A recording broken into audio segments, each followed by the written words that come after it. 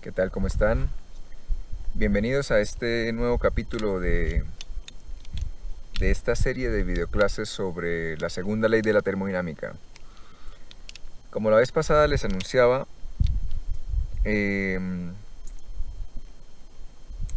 vamos a ir profundizando y, digamos, universalizando esta manera de enunciar la segunda ley. La vez pasada hablábamos de las dos primeras formas en que se enunció, el enunciado de Clausius, el enunciado de Kelvin.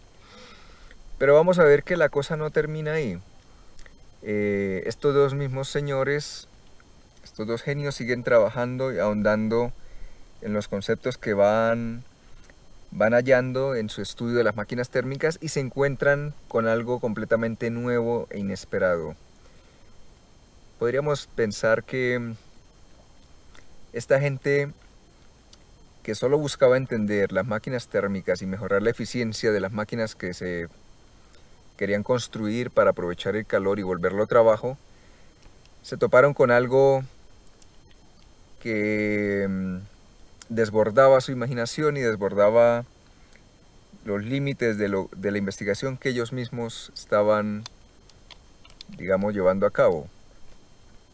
Haciendo una metáfora, pudiéramos decir que estas personas, como un cazador, salió a buscar un venadito, digamos, y se topó con un dinosaurio, con algo completamente diferente y que trascendía a lo que ellos inicialmente buscaban. Bien, vamos a ver hoy cómo el seguir ahondando en este mundo termodinámico llevó a un nuevo concepto, y es el concepto de entropía. Entonces vamos a hablar del concepto de entropía. Arrancamos de lo que ya conocemos. Del trabajo de Carnot se encontró que la eficiencia de una máquina térmica reversible es la mayor eficiencia que la naturaleza permitiría en caso de que se pudiera construir, pero recuerden que es una máquina ideal y está dada por esta expresión. O sea que la eficiencia depende solamente de las temperaturas de los focos caliente y frío. Esta expresión de acá es la eficiencia en forma general para cualquier máquina térmica, ¿no? Y tiene que ver con los calores que se absorben del foco caliente o de alta temperatura y el calor que la máquina entrega al foco frío. Bien, hasta aquí fíjense que parece algo inofensivo, no parece tener mayor trascendencia. Sin embargo, Lord Kelvin siguió trabajando un poco con esto y estableciendo esta igualdad llegó a lo siguiente. Fíjense que aquí estableciendo esta igualdad podemos quedarnos con lo siguiente.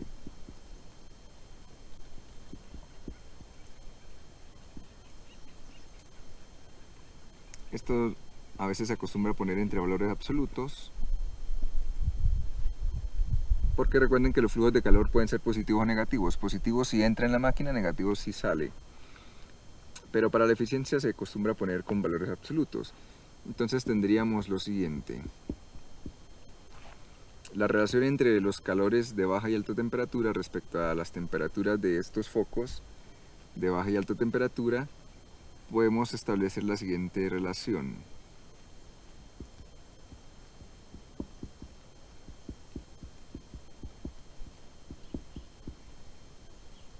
Llegamos a esto.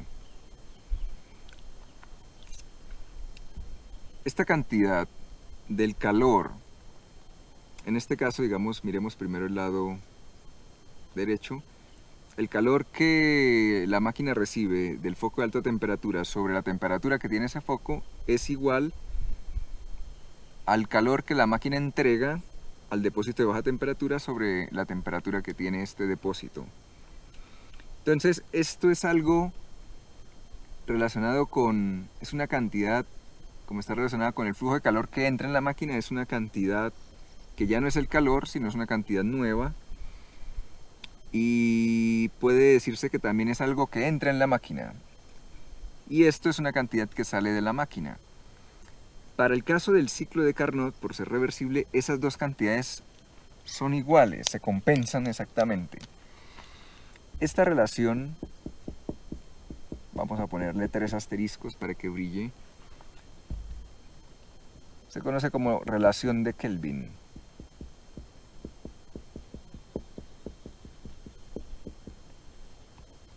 Fue Kelvin quien, digamos, llegó a esa relación.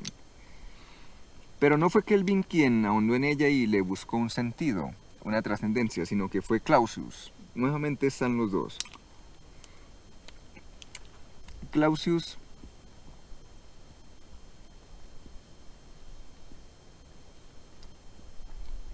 a esta cantidad que se define como el cociente entre el calor, el flujo de calor que entra o que sale respecto a la temperatura a la que lo hace, lo llamó entropía. Y la entropía se denota con la letra S. Entonces esta sería la entropía que sale del sistema hacia el foco de baja temperatura, y esta sería la entropía que entra al sistema viniendo del foco de alta temperatura. Entonces fue Clausius quien en 1865 denotó esa nueva cantidad como el calor sobre la temperatura. Y esto lo llamó entropía.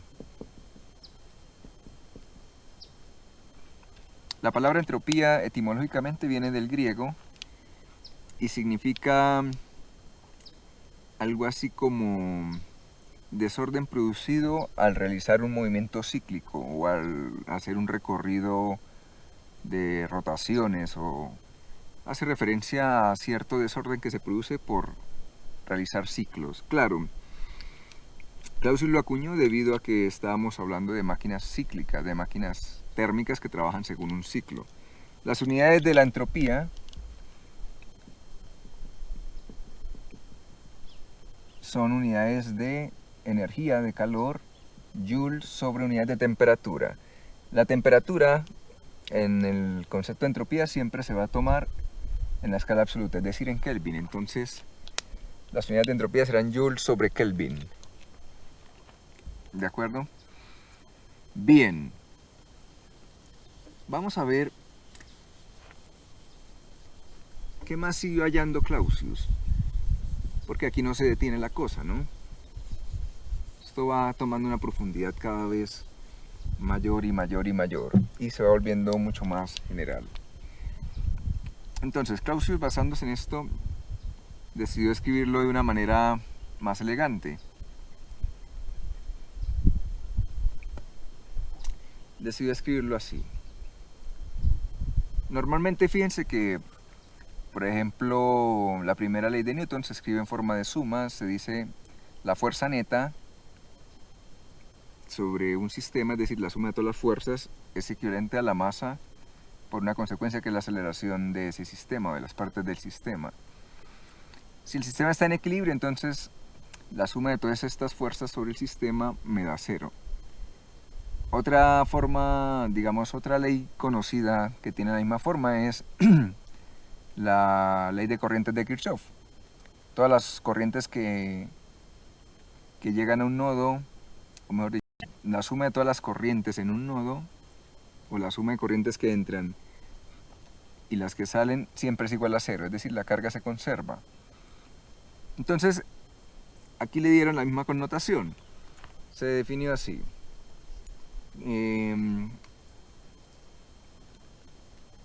Se definió de esta manera. La suma de todos los calores, digamos aquí solo tengo dos, para la fuente de alta y baja temperatura, sobre sus temperaturas respectivas,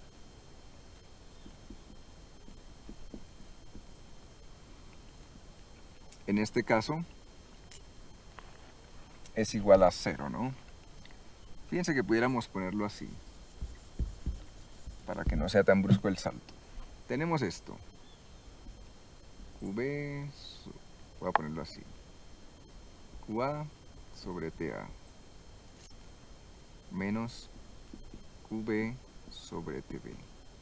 Y esto será igual a cero para la máquina de Carnot. Este calor es positivo porque entra en la máquina, entonces no tengo problema.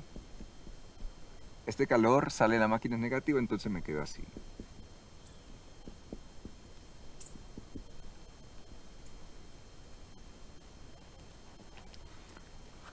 ¿de acuerdo? Entonces de aquí pudiéramos decir que, aquí pudiéramos acuñar algo y decir que la entropía, si es mayor que cero, está asociada con un calor mayor que cero, o sea que entra en la máquina.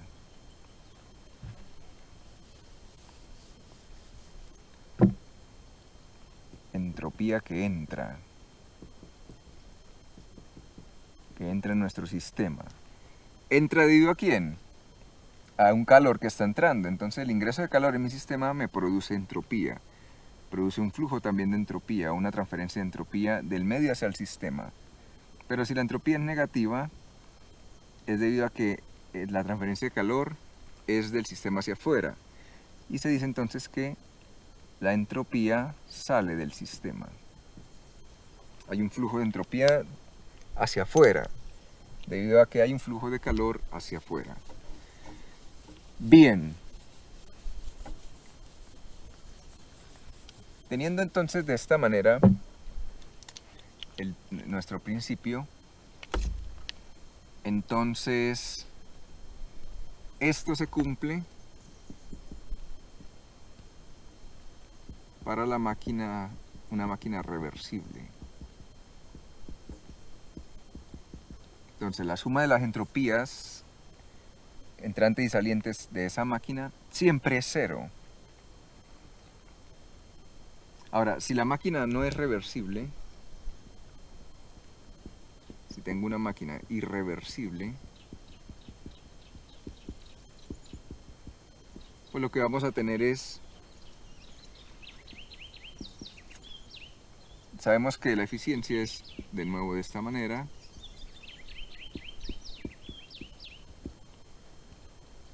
pero siempre será mayor la de la máquina de Carnot,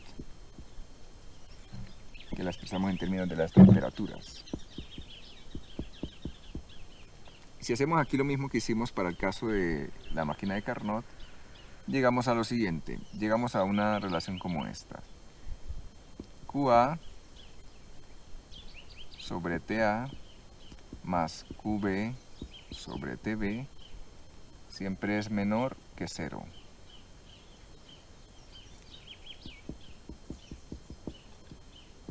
Para una máquina irreversible.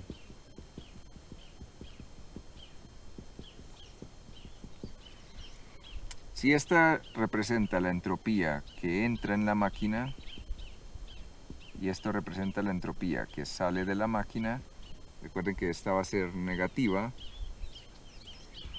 entonces lo que significa es, si le ponemos el signo al calor, ¿no? Entonces lo que significa es que siempre será mayor la entropía que sale del sistema que la que entra. Por lo tanto, siempre se está generando entropía en el sistema, porque va a ser menor que cero, ¿no? Y este es el término negativo, el que sale. Bien, si unimos los dos resultados, entonces podemos escribir lo siguiente.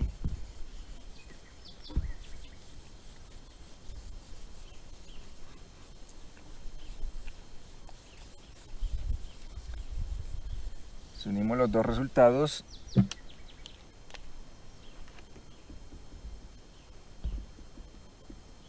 en forma general para cualquier proceso, entonces vamos a tener lo siguiente.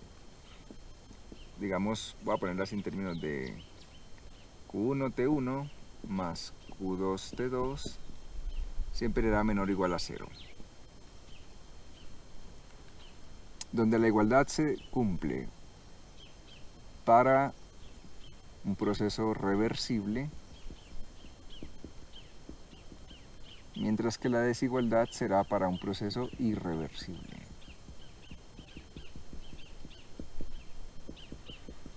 Ahora, esto es para un proceso que trabaja entre dos focos, que tienen temperaturas 1 y 2, y hay flujo de calor solo en esos procesos. Pero si tengo un proceso mucho más complicado, general, donde tengo variaciones de temperatura, no tengo temperaturas fijas, sino puede haber variaciones a través de alguno de los procesos. Digamos, piensen en un proceso que es a presión constante, pero la temperatura sí cambia.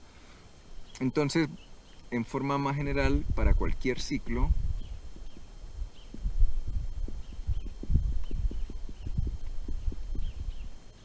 termodinámico, vamos a tener lo siguiente. Bueno, esta expresión de acá fue hallada por Clausius y se conoce como desigualdad de Clausius.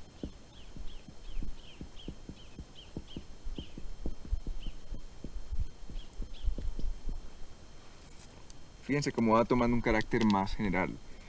Ahora con esto, si tengo un ciclo cualquiera, piensen en un diagrama PV y tenemos un ciclo de una máquina, un ciclo cualquiera, compuesta de X procesos. Entonces, ese ciclo siempre lo puedo aproximar como nosotros tenemos conocimiento del ciclo de Carnot, cómo se comporta el ciclo de Carnot, cómo es su eficiencia. Es fácil de estudiar por ser reversible.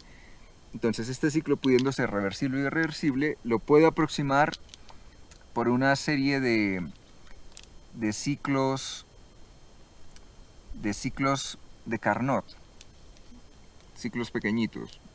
Entonces, si partimos este ciclo en un cierto número de ciclos de Carnot, pongámoslo así. Aquí tengo un primer estado, aquí tengo otro estado, y para ir de un estado al otro, lo hago a través de un proceso isotérmico, digamos. Entonces, digamos que vengo así. Esta es una isoterma, luego una diabática, luego otra isoterma, luego otra diabática.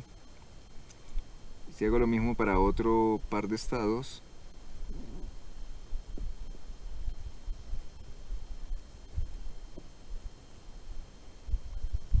y así para todo el ciclo. Entonces fíjense que por arriba me sobran pedacitos de área, por abajo me faltan. De alguna manera tratan de irse compensando.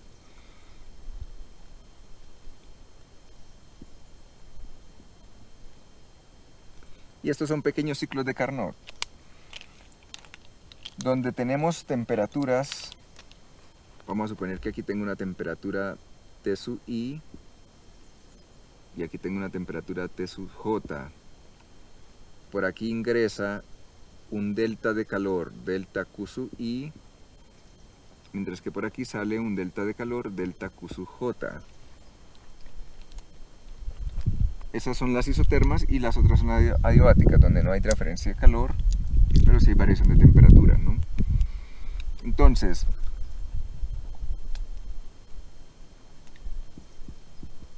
para uno de los ciclos de Carnot de esa aproximación, tenemos que, digamos, Q sub I, delta de Q sub I sobre TI, más delta de QJ sobre TJ es menor o igual a 0. Siempre, ¿no? Dependiendo de si mi ciclo es reversible o irreversible, yo puedo tener esto. Pero si quiero hacer la aproximación del ciclo completo, entonces sumo para todos los ciclos. La entropía es una cantidad extensiva, depende del tamaño del sistema, depende de cuánta masa tengo o depende del número de moles que tengo.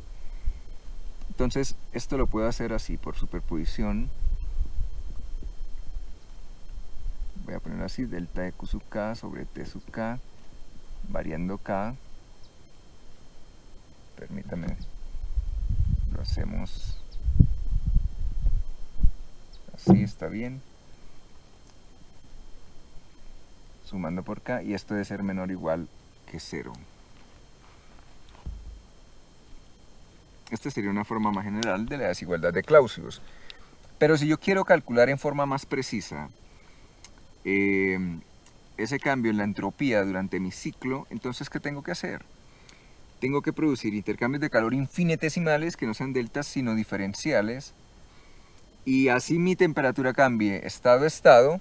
Digamos, si tengo un proceso de temperatura variable, entonces estas isotermas se me vuelven puntuales, porque voy a reducir esto tanto que se me vuelven puntuales, y el intercambio de calor van a ser diferenciales, y por lo tanto esta desigualdad la puedo escribir en forma diferencial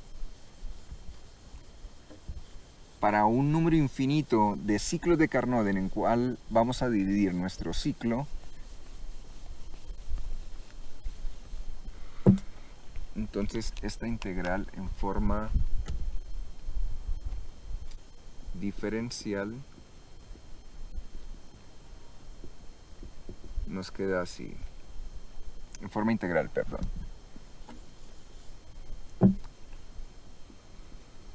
Si trabajamos con diferenciales, llevamos a la integral. La suma se nos vuelve una integral y tenemos la integral de dq sobre t, diferenciales de calor, infinitesimos de calor, para temperaturas puntuales, será menor o igual que 0 para cualquier ciclo.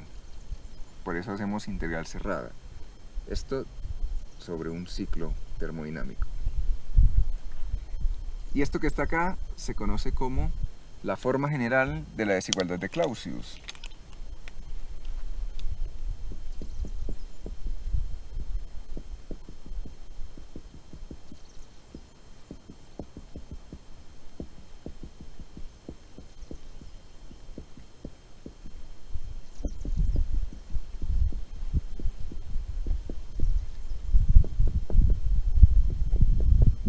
Merece 4 asteriscos.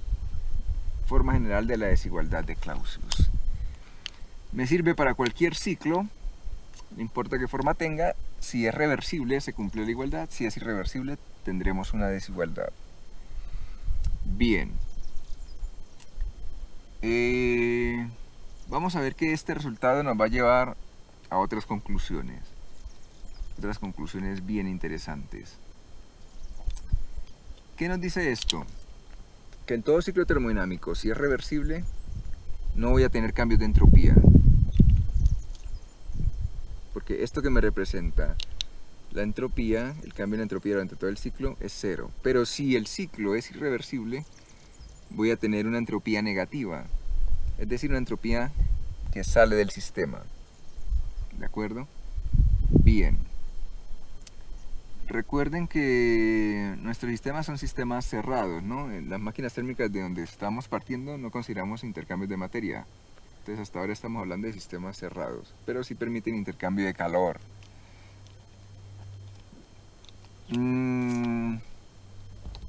Hablemos de algunas características de la entropía. Vamos a mirar lo siguiente. Para el caso de un proceso reversible,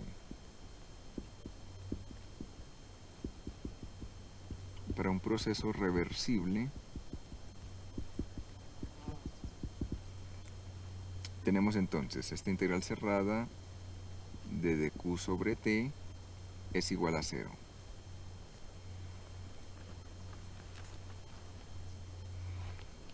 ¿Esto qué va a indicarme? Entonces yo arranco de un estado, vuelvo al mismo estado, y el cambio en esa que he llamado entropía es 0. Lo que daría a entender que la entropía entonces es una función de estado. S es una función de estado.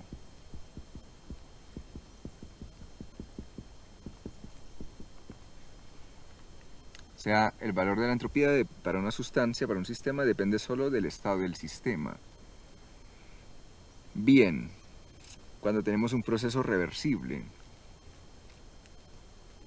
¿Cómo demostrar esto? Podemos hacer una demostración sencilla. Vamos a hacer una pequeña demostración. Una pequeña demostración sería la siguiente. Supongamos que tenemos nuestro sistema representado en un diagrama PV. Tengo un estado 1, tengo un estado 2 y voy a ir del estado 1 al 2 a través de diferentes caminos. Pongamos acá un camino verde. Vamos a ir así, voy a llamarlo camino A. Y me devuelvo por un camino B. Pero tengo otra opción. Para ir de 1 a 2 también puedo hacerlo a través de un camino C. O pongámoslo un camino E.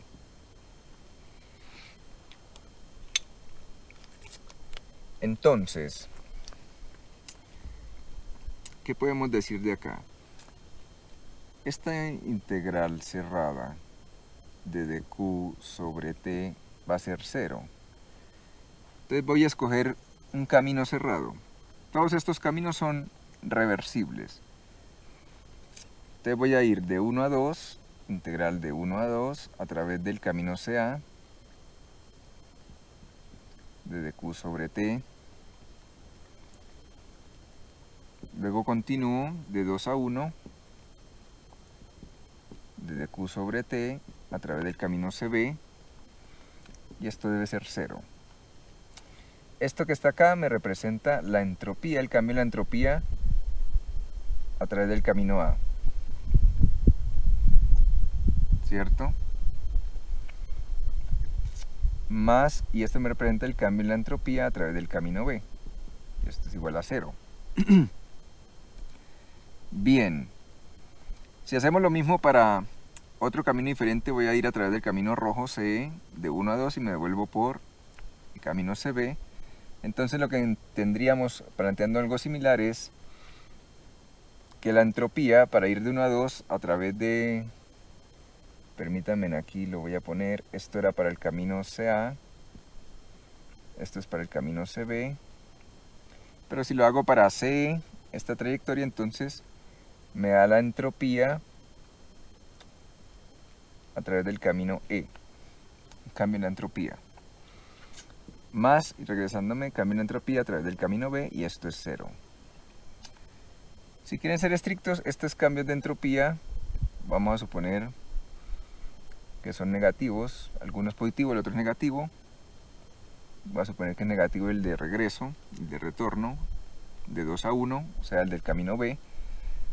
Y jugando con estas dos relaciones, igualándolas, ¿qué obtengo?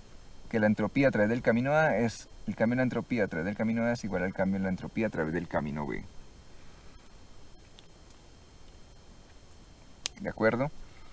Entonces, da igual irme por el camino A, del estado 1 al estado 2, que irme por el camino B, rojo, del estado 1 al estado 2. Por lo tanto, la entropía es una función de estado. Solo depende de los estados inicial y final del sistema.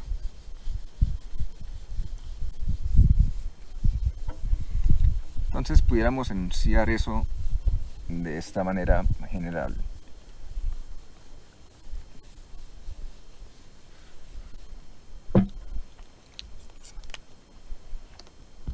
Entonces, en general,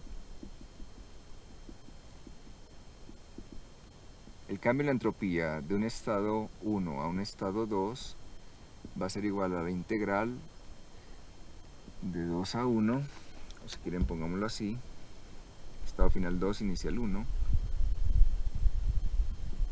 de dq sobre t.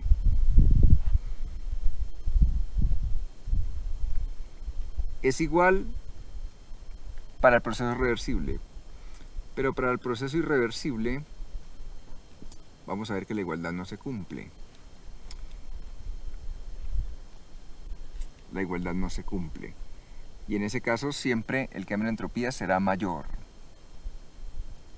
Vamos ahorita a verlo. Bien, de aquí podemos decir algunas cosas entonces. Esto es cambio en la entropía para un proceso reversible.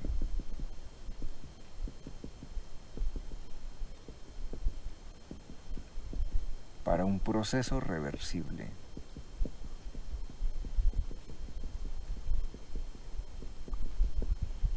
Entonces de aquí se deduce que, una conclusión, S es una función de estado. Ese fue un resultado que obtuvo Clausius al comienzo, por eso le llamó la atención esa cantidad de calor sobre temperatura, por ser una función de estado igual que la energía interna. Pero poco a poco se fue encontrando con cosas sorprendentes,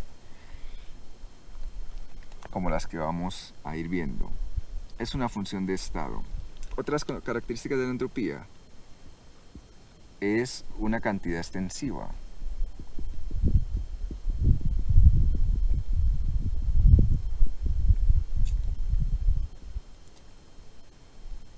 Está definida para estados de equilibrio, como las demás funciones de estado y las demás variables termodinámicas, ¿no? Fuera del equilibrio no podemos hablar de entropía, es difícil. ¿Cómo la definimos?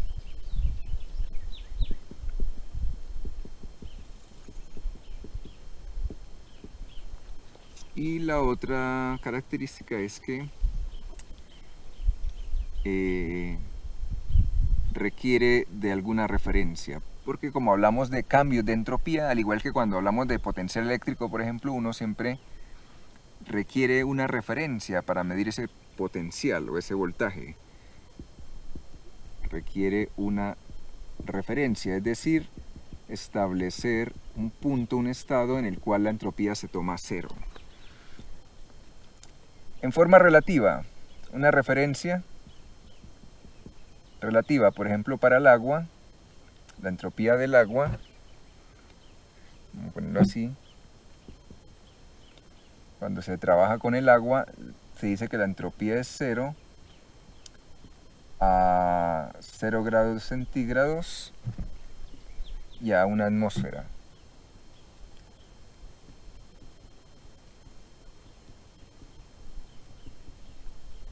Pero en forma general, se dice que la entropía es 0 cuando la temperatura es 0 Kelvin. Luego vamos a hablar de esto, y esto es, de por sí, esto solo es la tercera ley de la termodinámica, que es, ¿cuál es la referencia universal para la entropía? ¿Cuál es ese sistema o esas condiciones de un sistema en el cual la entropía va a ser 0?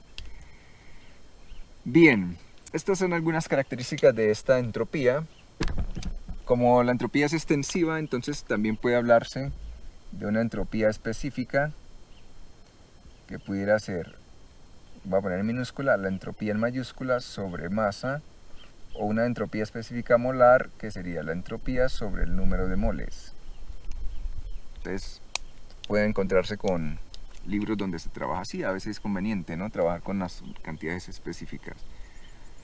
Bien, por lo tanto, la entropía de un sistema es igual a la suma de las entropías de las partes del sistema. Podemos verlo así. Bueno, vamos ahora a hablar, a escribir esto. ¿Qué pasa si el sistema es irreversible? Si tenemos un sistema irreversible.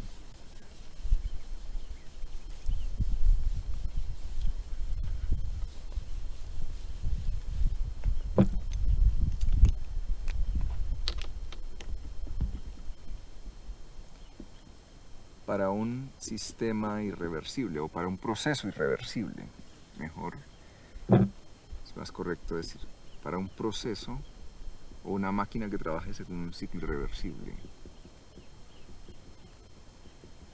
Aunque esto se extiende a procesos, ¿no? Para un proceso irreversible, entonces tenemos la desigualdad. La integral cerrada de Q sobre T es menor que 0.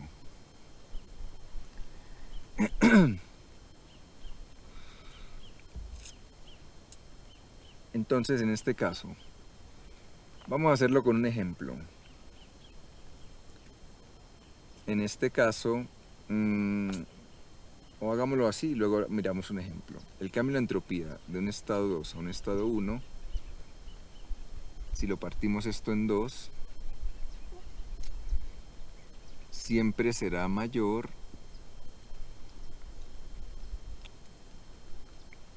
que la integral entre 1 y 2 de dq sobre t. Recuerde que esta integral solo se puede definir para procesos reversibles, teniendo en cuenta que esto que está acá se define el cambio en la entropía para un proceso reversible cualquiera,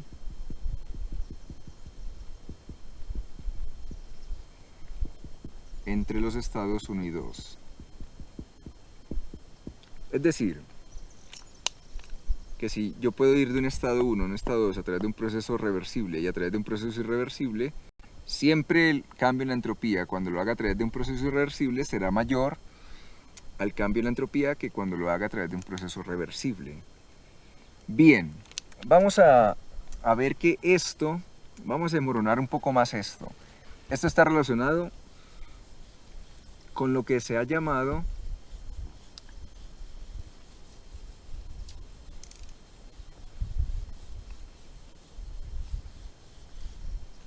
el principio de incremento de entropía. Entonces esto será otro numeral, principio de incremento de entropía.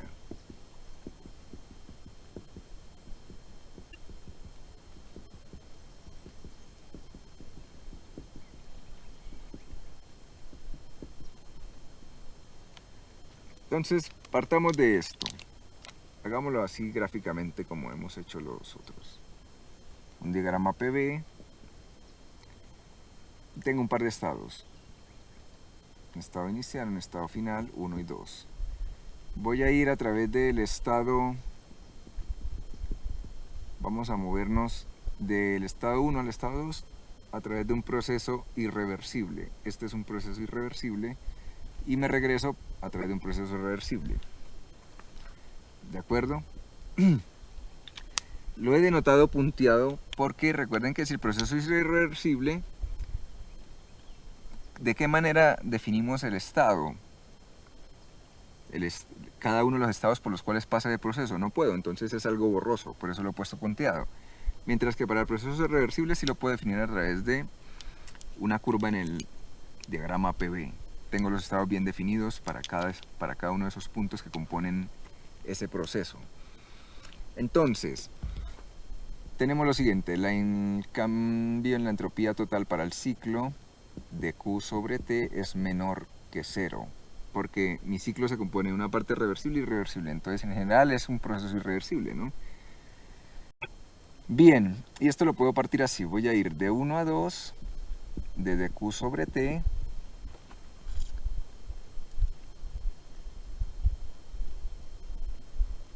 más la integral de 2 a 1, de dq sobre t,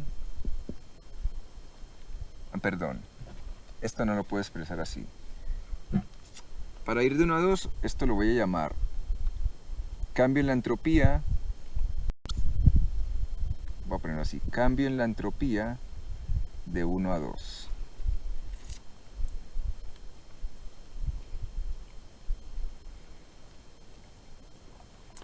Más para el proceso reversible si lo puedo expresar mediante esta integral, y esto sé que es menor que 0. Por lo tanto, el cambio en la entropía de 1 a 2 va a ser menor que menos la integral de 1 a 2 de dq sobre t. Si quiero escribir esto de otra manera, el cambio en la entropía, para quitarme este menos de encima, esto sería entropía de 1 menos entropía del estado 2. Pero para quitar este menos voy a voltearlo. Entonces la entropía de 2 menos la entropía del estado 1 será mayor, multiplicando todo por menos 1, me cambia también la desigualdad, integral entre 1 y 2 de dq sobre t. Esto es lo que habíamos escrito antes, ¿no? Pero esta es la manera de deducirlo. Por lo tanto, el cambio en la entropía, cuando me muevo entre los estados 1 y 2, siempre será mayor para un proceso irreversible que para el proceso reversible, que está representado por esta integral. ¿De acuerdo? Bien. ¿Esto qué nos dice? Aquí hay algo también interesante sobre la entropía que no mencioné antes. Fíjense que la entropía se define como, o la variación de entropía se define como dq sobre t. dq es una diferencial no exacta, mientras que la entropía es función de estado, esta sí es diferencial exacta. Por lo tanto, al coger dq y dividirlo por la temperatura, se me convierte en diferencial exacta. Una relación interesante. Es de alguna manera como si este factor 1 sobre t, al multiplicar a nuestro dq, se me transforma en una diferencial exacta que llamamos ds. Por lo tanto, ese factor 1 sobre t vendría siendo lo que en cálculo se denomina factor integrante, ¿no? Que es el que permite transformar diferenciales inexactas en exactas. Y esto que está acá nos representa algo interesante. la entropía de un proceso irreversible siempre es mayor a la del proceso reversible. Y uno dice, pero ¿por qué? ¿Qué es lo que ocurre ahí dentro? ¿Qué es lo que está pasando? Vamos a ver que esto se puede escribir de esta manera. Lo que ocurre es lo siguiente. Ya dijimos que hay unos flujos de entropía que entran y salen del sistema, así como relacionados con flujos de calor que entran y salen del sistema. Entonces, lo que podemos decir es lo siguiente. Este cambio en la entropía va a ser igual a esta integral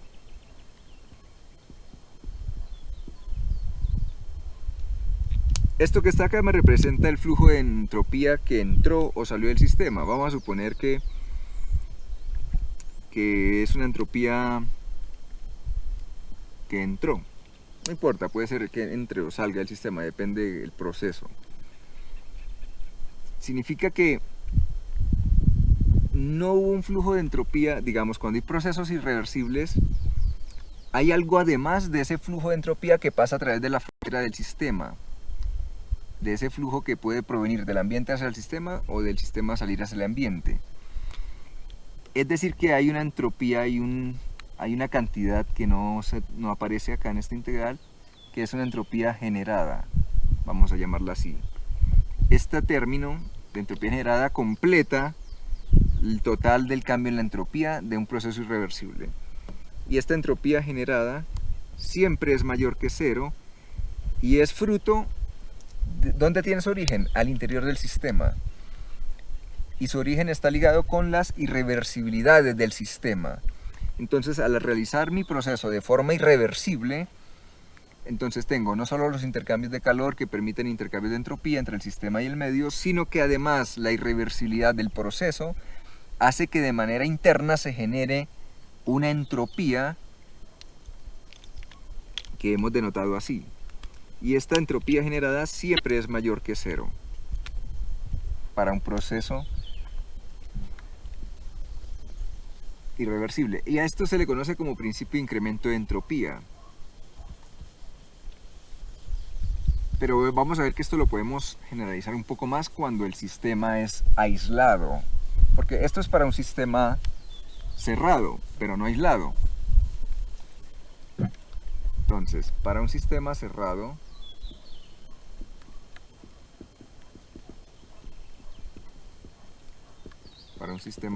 tenemos que esa variación de entropía de un proceso irreversible es igual al flujo de entropía para el proceso reversible más esa entropía generada debido a la irreversibilidad del sistema. ¿De acuerdo? Pero si el sistema es aislado,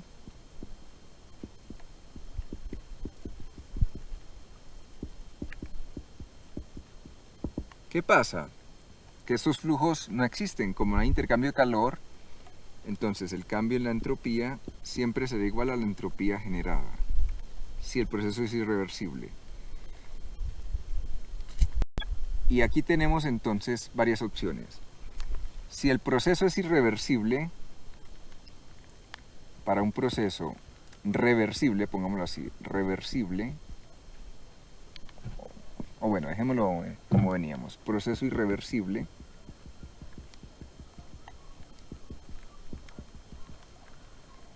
la entropía generada siempre es mayor que cero. Todo proceso irreversible genera entropía. Si el proceso es reversible, ¿qué pasa? No va a haber generación de entropía. Esto será cero. Y un caso donde la entropía generada sea menor que cero no existe. Entonces diríamos es un proceso imposible.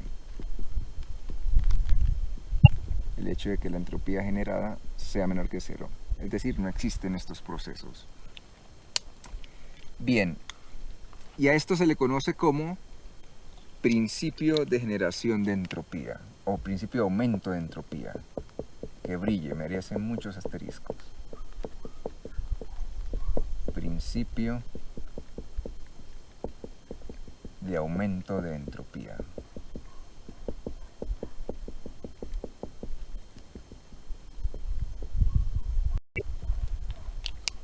Es el principio de aumento de entropía. Bien, ¿qué implicaciones tiene esto? Esto tiene implicaciones filosóficas tremendas. Vamos a ver por qué. Entonces, Clausius tomó esto y él mismo planteó un principio cosmológico con estos resultados. Todo sistema aislado, dijo Clausius, en todo sistema aislado se conserva la energía de la primera ley. Ahora, de este resultado lo que él dice es, en todo sistema aislado siempre se incrementa la entropía. No importa qué procesos realicen, digamos, en la naturaleza todos los procesos son irreversibles, ¿no? Entonces, como todos los procesos son irreversibles, la entropía de mi sistema aislado siempre va a crecer. Siempre va a crecer. Ahora, si consideramos el universo como un sistema aislado, ¿qué ocurre? Pues la energía del universo se conserva, eso es consecuencia de la primera ley, y la entropía del universo siempre está creciendo porque el universo se puede ver como un sistema aislado y todos los procesos naturales son irreversibles, por lo tanto siempre se está generando entropía. Entonces, claro, esto fue algo tremendo porque llevó del estudio de máquinas térmicas, de algo muy puntual, a ver el universo como una máquina térmica gigante. Y entonces se da algo maravilloso, ¿no? O sea, se da algo increíble. Y es cómo el estudio de las máquinas térmicas, de estas máquinas térmicas, donde las calderas al rojo vivo arden y donde el calor se consume y se vuelve movimiento, establece una brecha definitiva entre lo que decía la mecánica clásica, digamos lo que se obtenía con el espíritu clásico de la mecánica de Newton, y lo que establece esta cultura de la termodinámica. Y la brecha viene dada del concepto de irreversibilidad. Y este concepto lo que lleva es a ver el universo entero como un horno en el cual se está consumiendo, así como se consume el calor, digamos el carbón en las calderas, de manera que en este universo la energía no solo está obligada a conservarse, sino que está obligada a seguir procesos donde siempre se disipa. Y esto de manera irremediable. Entonces se establece esa extrapolación extraordinaria entre las máquinas térmicas y el universo completo, viéndolo como un sistema aislado. Toda esta belleza que se observa, digamos, toda la naturaleza como tal, entonces se empieza a entender que cumple estas dos grandes leyes, estos dos grandes principios. Toda la energía del universo se conserva y toda la energía del universo de alguna manera se está degradando. Aún conservándose, se degrada debido a los procesos de disipación. Luego vamos a ahondar un poco más en esto. Bien, vamos a ver, puede también establecerse que digamos, este hallazgo del concepto de entropía, con lo cual se puede enunciar de otra manera la segunda ley, también va a permitir lo siguiente.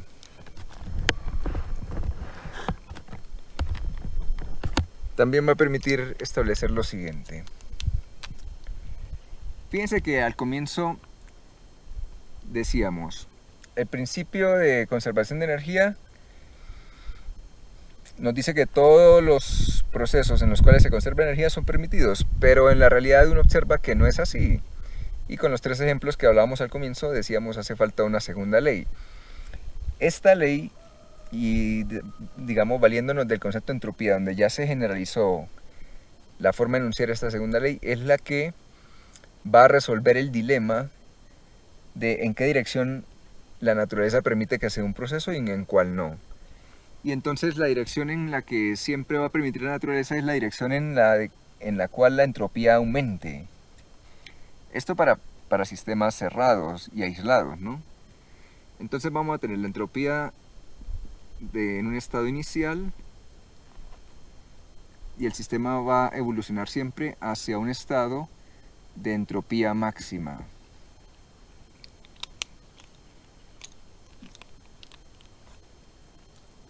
Entonces, la dirección en la cual ese sistema va a evolucionar queda definido de esto. La entropía tiene que crecer cuando tenemos sistemas cerrados o sistemas aislados, ¿no? Y de esta manera se establece algo que se conoce como la flecha del tiempo. Es decir, que el futuro de ese sistema va a estar dirigido, va a seguir la dirección en la cual la entropía crezca y tiende a un máximo. Y a eso se le conoce como flecha del tiempo. Lo que no decía la mecánica clásica, tampoco lo tiene la mecánica cuántica, la termodinámica sí lo establece. Todo proceso va a evolucionar en el tiempo en la dirección en que la entropía crezca y tienda a un máximo. Ahora, cuando llega a este máximo, esto es un estado de equilibrio.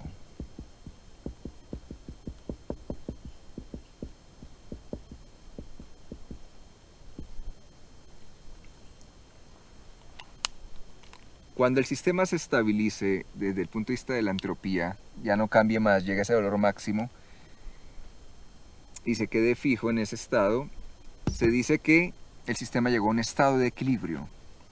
Vamos a ver cómo esto luego está relacionado con una forma de entender la entropía que es grado de desorden. Bien, esto tiene una diferencia crucial con la dinámica. Miremoslo de esta manera.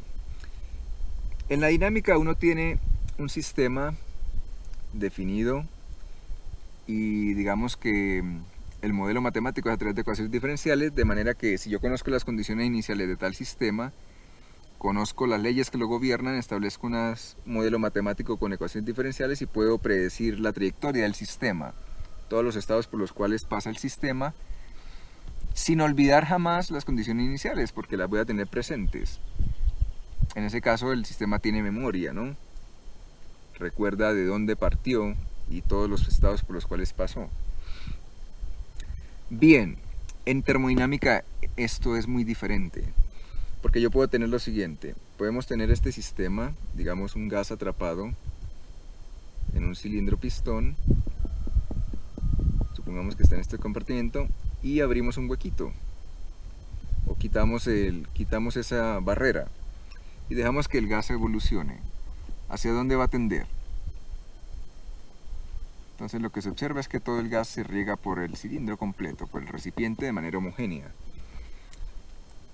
Pensemos en otra vez el mismo sistema, pero supongamos que ahora teníamos el gas atrapado acá, bajo otras condiciones.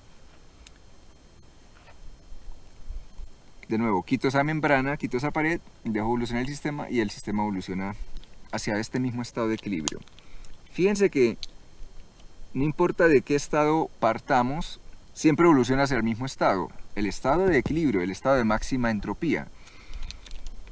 Si yo conozco este estado, ¿cómo puedo saber de cuál estado provino? ¿Cuántos estados posibles hay? Iniciales, infinitos. ¿Cómo puedo devolverme y saber de cuál estado provino conociendo solo el estado actual, digamos, o el estado de máxima entropía, el de equilibrio? Me resulta imposible. ¿De acuerdo? A esto se le conoce, en términos de teoría del caos, como un atractor. Se dice que el estado de equilibrio es un atractor del sistema. Es decir, que atrapa al sistema, que el sistema siempre se dirige hacia él. El estado de equilibrio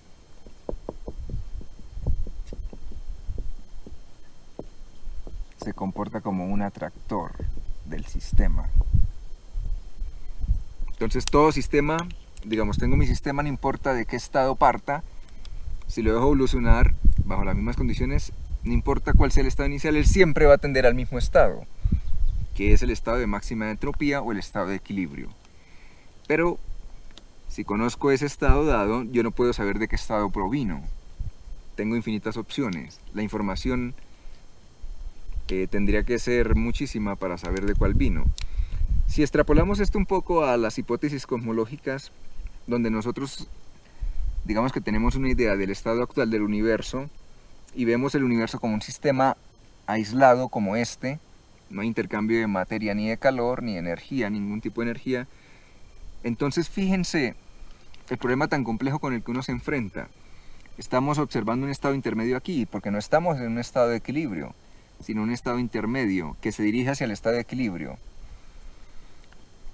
Se dice que el universo se dirige hacia un estado de máxima entropía o de muerte por enfriamiento, dicen los cosmólogos, donde ya no hayan procesos porque toda la energía se ha disipado, toda la energía útil se ha gastado y queda un estado homogéneo de ese universo donde ya no hay procesos.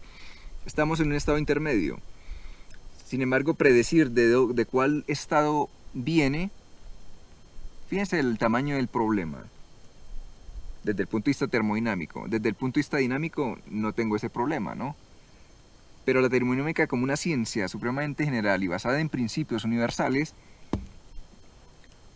hace que me encuentre con un problema casi sin solución, prácticamente sin solución. ¿De qué estado provino? Cuando uno empieza a ver las cosas así, pudiera decir que es un poco atrevido asegurar el estado inicial del universo. Hablar de un estado inicial con mucha, digamos, haciendo un énfasis fuerte, ¿no? O sea, teniendo como mucha certeza de que es así. Me parece que es bastante atrevido. Bien. Son muchas las cosas que hemos abarcado. La verdad merece la pena meditarlas en la montaña, ¿no? Sentarse bajo un árbol a meditar en todas estas cosas. La próxima vamos a seguir ahondando más y más en algunas cosas que han quedado por ahondar. Muchas gracias por su atención y espero que hayan disfrutado de esta clase.